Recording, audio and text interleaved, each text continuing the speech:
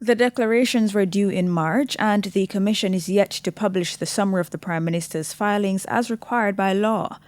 Executive Director of the Jamaica Accountability Meter Portal, Jeanette Calder, says Mr. Holness's plans to release his statutory declarations himself would be unwise, especially if there are any differences in the data provided. When the Prime Minister comes out and shares what he has, if that does not jive with what the Commission has, or if there is any difference whatsoever, it is not a stretch of the imagination to think that you put them in an uncomfortable position to then have to come back out and say, no, but so if that could be the case, I don't think the Prime Minister should put them in that position. The filings of opposition leader Dr. Peter Phillips were published over 2 weeks ago, and Ms. Calder questions why the process of delivering the Prime Minister's filings is taking longer than that of the opposition leader.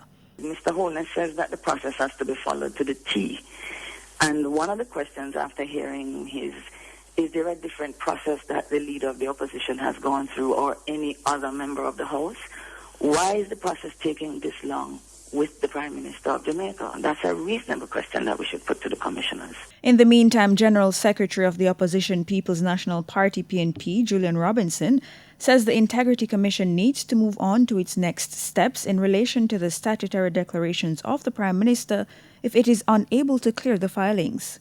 I heard this thing about asking for patience, but it's important for persons to know we are about 5 months after the deadline which is provided for these reports to be sent to the Integrity Commission.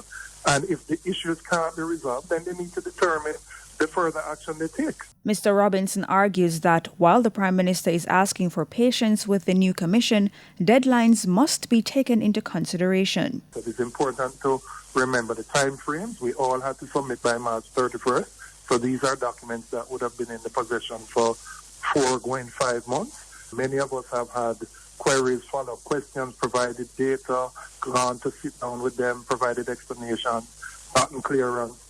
There must be reasons why, even after 4 or 5 months, we are in this position with the Prime Minister's declaration. After examination of a statutory declaration, the Integrity Commission can either publish a summary report or refer the matter for further investigation.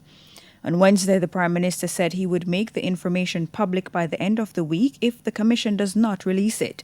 However, the opposition has said this would not be satisfactory as the filings must be cleared by the Commission. Abigail Smythe, Frontline News.